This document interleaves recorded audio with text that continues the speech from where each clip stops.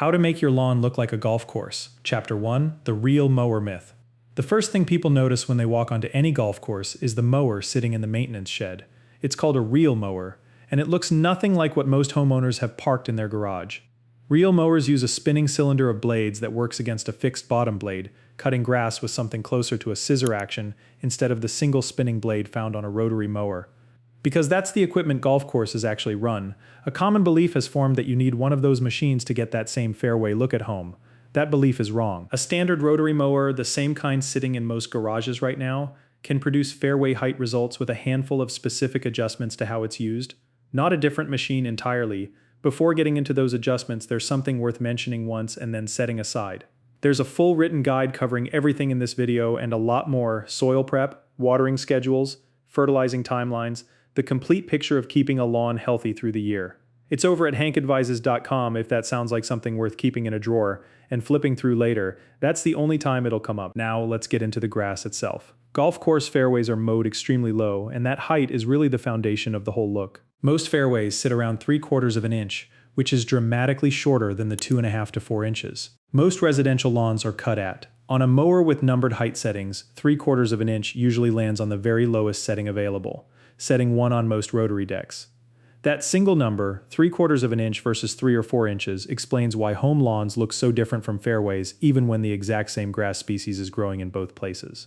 The blade height alone is doing most of the visual work that people usually credit to fancy equipment or professional maintenance crews. It's worth sitting with that for a second because it reframes the entire project. Most people who want a golf course lawn start by researching equipment, comparing real mower brands, reading about cutting units and bed knife adjustments, when the actual gap between their lawn and a fairway has almost nothing to do with the machine doing the cutting. Golf course superintendents aren't running real mowers because rotary mowers can't physically cut grass short. They're running real mowers because real mowers can be adjusted with extreme precision at very low heights, and hold that precision across acres of turf being cut daily. A home lawn measured in a few thousand square feet doesn't need that level of industrial precision to look the part. It just needs the height brought down correctly and maintained consistently, which a rotary mower is fully capable of doing. Chapter 2. Dropping your mower height the right way. Here's where people go wrong once they decide they want that lower cut. Dropping the mower straight down to its lowest setting in one single pass is a mistake. And it's an easy one to make because it feels like the fastest way to get the look. The problem is that grass blades have stems, and cutting through those stems all at once, instead of gradually trimming the leaf blade above them, leaves the lawn looking brown and frayed instead of clean and green. That brown, ragged appearance isn't dead grass, but it does look unhealthy, and it can take weeks to grow out and recover. The fix is patience. The lower height has to be reached gradually over several mowing cycles, giving the grass time to adjust as it's brought down in stages rather than shocked all at once. Each pass lowers the setting by a notch or two, letting the plant recover and adjust its growth pattern before the next reduction. Think of it less like flipping a switch and more like easing a dimmer down slowly, letting the grass keep up with each small drop before the next one comes. Skipping that gradual process to save a week or two almost always costs more time in the long run, since a scalped lawn needs recovery time that a properly stepped down lawn never has to deal with. There's also a visual tell that separates a lawn that was dropped correctly from one that wasn't. A properly stepped down lawn keeps a consistent green color all the way through the process, even as the height drops, because each cut is only removing a small amount of leaf tissue at a time, and the plant never loses more than it can recover from between mowings. A scalped lawn, by contrast, often shows a two-toned look right after the cut green stem, stubble with a pale or brownish tint across the top where the mower cut into older, tougher tissue instead of fresh leaf blade. That two-toned look isn't permanent, but it takes noticeably longer to grow out than the gradual approach ever requires in the first place, which is really the whole argument for taking the extra week or two instead of rushing straight to the lowest setting on day 1. Chapter 3. Mowing frequency and the 1/3 rule. Cutting the grass shorter changes more than the look, it changes the whole mowing schedule too. And this is the part that surprises people the most. Homeowners mow about once a week and consider that normal maintenance. Once the height gets down near an inch, once a week isn't enough anymore, and 3 times a week becomes the realistic minimum needed to keep the lawn healthy at that height. That's not an arbitrary number either. It ties directly into something called the 1/3 rule. The 1/3 rule says grass should never lose more than 1/3 of its total blade length in a single cut. Go past that threshold and the plant loses too much of its leaf surface at once, which limits how much energy it can produce through photosynthesis right when it needs that energy to recover from being cut. At a 1-inch mowing height, that rule means once the grass reaches 1.5 inches tall, it needs to be cut again, because waiting any longer would mean removing more than that 1/3 limit in the next pass. Skip that window and the lawn gets stressed, thins out, and becomes more vulnerable to disease and weed pressure. That's a big part of why fairway height grass demands so much more attention throughout the week than a lawn kept at a taller, more traditional height. The lower you go, the less room there is for error in timing. This is also where a lot of people quietly give up on the golf course, look without realizing why. They drop the mower height mow once on the weekend like always, and within a few days the lawn looks worse than before they started thin in spots and stressed looking overall. The missing piece almost every time is frequency, not height. A 1-inch cut isn't dangerous by itself. It's a 1-inch cut mowed on a once-a-week schedule that causes the damage, because by day 5 or 6 the grass has already grown well past that 1.5-inch ceiling, and the next cut removes far more than a third of the blade in one pass. Committing to the shorter height means committing to the extra mowing sessions that come with it, and treating those two things as one package rather than trying to keep the low height while skipping the added maintenance it actually requires. Chapter 4: Why Leveling Matters More Than the Mower. Mower height adjustments matter, and they're a real part of the process, but they aren't actually the main reason golf courses look the way they do from a distance. The bigger factor, and arguably the most important single element, is how flat and smooth the entire surface is. That flatness is what actually reads as a golf course look even before someone gets close enough to notice the grass height itself. Stand at the edge of any fairway, and the first thing that registers isn't the blade length, it's the uniform, unbroken surface stretching out in front of you.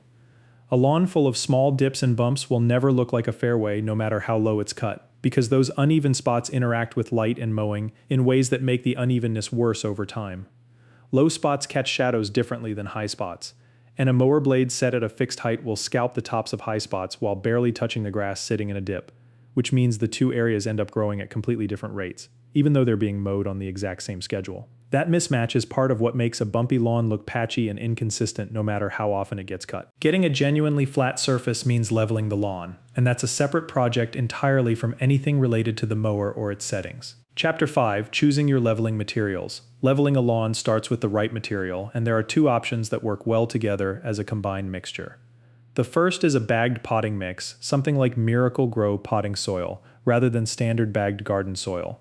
Regular bagged soil from most stores tends to carry debris, clumps, and organic matter that hasn't fully broken down, and it can also introduce weed seeds into a lawn that didn't have that problem before. Potting mix is manufactured to be closer to sterile, so the risk of introducing new weeds into an established lawn drops way down when it's used instead of raw garden soil. The second material is medium sand, the kind available at most home improvement stores. Some stores don't stock medium sand consistently, and in that case, play sand works as a reasonable substitute. Medium sand is preferred over play sand mainly because of how it behaves during weather. It holds its position better through heavy rain, where the finer grain of play sand is more likely to wash away or shift before it has a chance to settle into the lawn properly.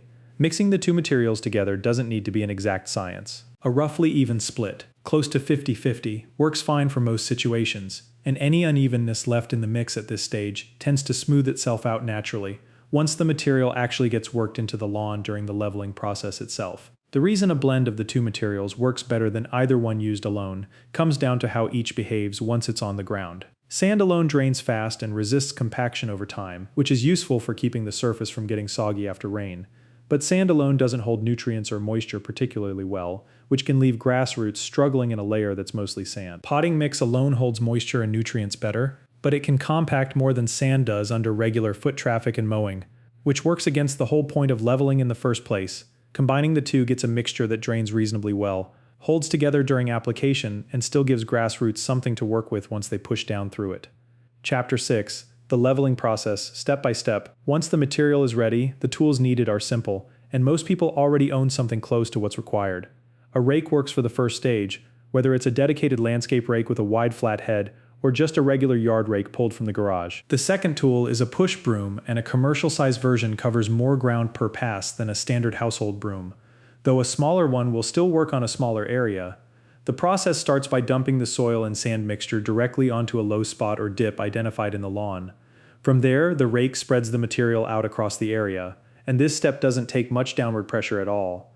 The weight of the rake itself does most of the work as it drags across the surface, and pushing down harder doesn't speed things up, it just makes the process more tiring without improving the result. The goal at this stage is simply getting the material spread evenly and flat across the low spot, filling it in so the surface reads level when viewed from a standing distance rather than crouched down at ground level.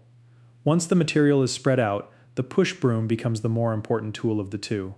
Its job is to massage the sand and soil mixture down into the grass canopy, so individual blades can poke back up through the material and reach sunlight. Grass that ends up buried too deep under leveling material for too long will eventually die from lack of light, since photosynthesis can't happen through several inches of soil and sand, like the raking step before it. This doesn't require heavy pressure, just repeated back and forth, passes over the same area. With each pass, more grass blades start appearing through the surface of the material until the lawn looks almost like nothing was ever poured on top of it in the first place. This exact method works well for smaller lawns or for spot leveling specific problem areas here and there, but it does have practical limits once the area involved gets significantly larger. It's worth mentioning that patience matters just as much here as it did with the mower height. A lawn with a lot of bumps and ruts is not going to flatten out on the first pass, no matter how carefully the material gets raked and brooded in. The more realistic expectation is a gradual improvement. One round of material followed by another round weeks or months later once the grass has grown up through the first layer and settled. Each pass adds a thin layer, and thin layers are what let the grass keep pushing through without getting smothered. Trying to fix a badly uneven lawn in a single oversized application usually backfires, because a thick layer dumped all at once is exactly the situation that starves the grass underneath of sunlight for too long. Chapter 7.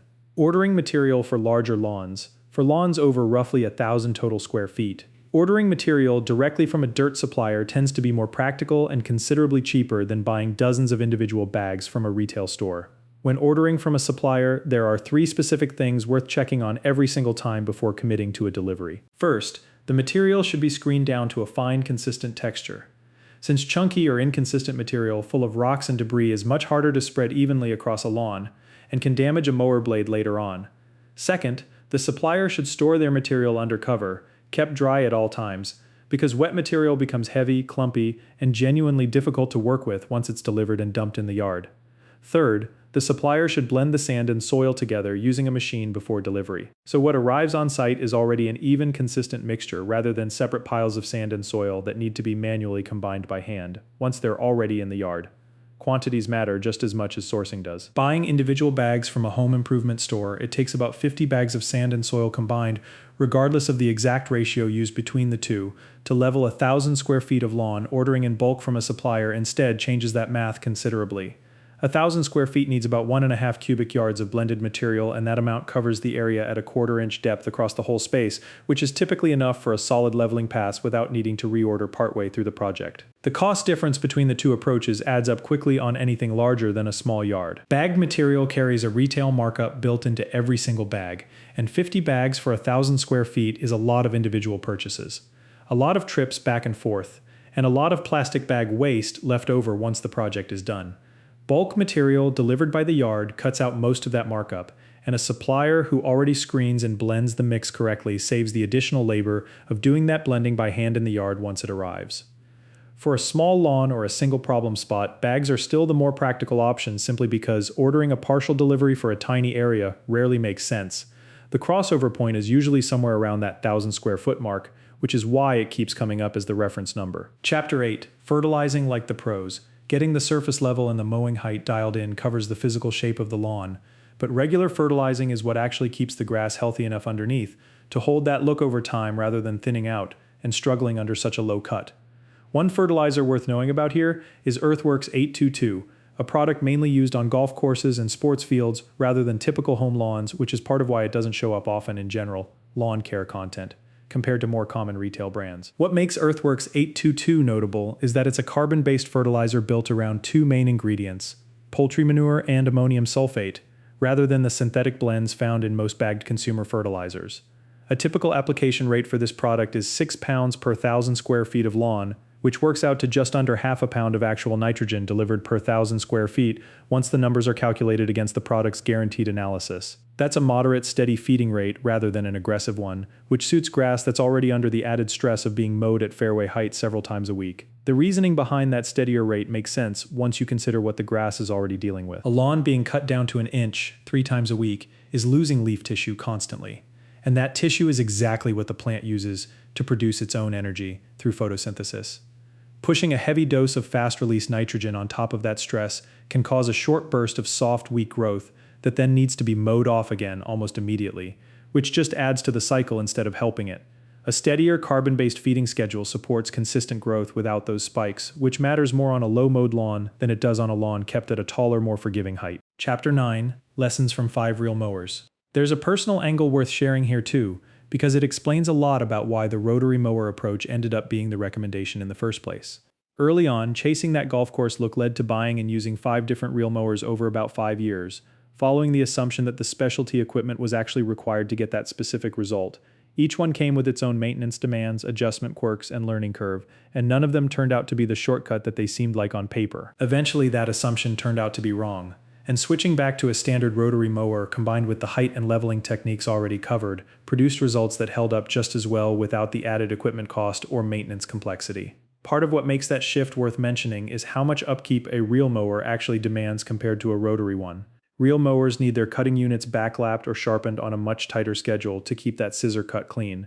They're heavier and harder to maneuver around obstacles. And a bed knife that's even slightly out of adjustment can leave streaks across a lawn that are obvious the moment the sun hits them at a low angle. None of that makes a reel mower a bad piece of equipment. Plenty of dedicated home lawn enthusiasts run them successfully. But it does mean the specialty machine comes with a specialty level of commitment attached to it. For someone who just wants the look without turning lawn care into a second hobby on top of the first one. The rotary approach removes most of that overhead while still getting close enough on the final result that the difference is hard to spot from a normal viewing distance. That switch wasn't a solo decision made in isolation either. A friend who runs a lawn care channel called Budget Lawns made the same change around roughly the same time, moving away from reel mowing entirely and back toward a rotary setup on his own property. Chapter 10, Guest Tips from Budget Lawns, that friend Travis, added a couple of points worth passing along directly in his own words. The first is blade sharpness, which he considers underrated by most people who focus entirely on mower type instead. He used to sharpen his mower blade about once a season, which is fairly typical for casual mowing, then switched to sharpening it every 3 or 4 weeks instead, and the difference in cut quality was significant enough that he noticed it immediately. A sharp blade produces a cleaner cut with far less of the ragged, frayed white edge that a dull blade leaves behind on the tip of every grass blade, an edge that can make an entire lawn look unhealthy or stressed even when the grass itself is perfectly fine underneath. A sharp rotary blade won't fully replicate the scissor-style cut of a reel mower, but for a home lawn, that remaining gap in cut quality matters a lot less than most people assume it does. There's a practical side to sharpening that often gets skipped over too. It doesn't require sending the blade out or buying specialized equipment. A file or a bench grinder and a few minutes at the workbench gets it done, and the payoff shows up on the lawn within the very next mow. A dull blade tears through grass tissue rather than slicing it cleanly, and torn tissue loses moisture faster and heals slower than a clean cut does, which is part of why a lawn mowed with a dull blade for weeks in a row can start looking dull and grayish even when watering and fertilizing haven't changed at all. Getting into a routine of checking the blade every few weeks, rather than waiting for an obvious problem to show up, keeps that gap from ever opening in the first place. The second point he raised is landscaping, and it's one that gets overlooked in most conversations about achieving a golf course look, a lawn that's just one large uniform patch of green grass without any plants. Annuals, perennials, shrubs, evergreens, or ground covers mixed in anywhere. Misses a big part of what actually makes golf course style properties feel complete and intentional, rather than just short and green. Adding plant beds around the edges and throughout a yard changes the overall look and feel of a property in a way that mowing height and leveling alone simply can't replicate on their own. He also mentioned that hilly slope terrain on his own property made pushing a heavy reel mower physically impractical, which was part of what pushed him back toward rotary mowing and a simpler overall routine in the first place. Gas in the tank and get moving, rather than a complicated equipment-heavy process that demands constant attention. Chapter 11, Closing. None of this requires specialty equipment or a background in turf science to actually pull off. It comes down to a handful of specific habits done consistently over time. Lowering the mower gradually instead of all at once, mowing more often once the height comes down near fairway range, leveling the surface with the right soil and sand mixture, ordering material properly, and in the right quantities if the lawn involved is large, fertilizing on a program built for that lower height of grass rather than a generic schedule, and eventually adding some landscaping around the edges to finish the overall look. Put those pieces together over the course of a season, and a standard rotary mower. The same one already sitting in most garages right now can produce a lawn that genuinely looks like it belongs on a fairway rather than a front yard. None of these steps are complicated on their own, but they do need to happen in the right order and stay consistent from week to week. Drop the height too fast and the lawn scalps. Level the surface but skip the extra mowing frequency and the low cut starts stressing the grass anyway. Skip the leveling entirely and even a perfectly maintained mowing height won't produce a flat, uniform surface. Each piece supports the others, which is really the whole point of treating this as a system rather than a single trick.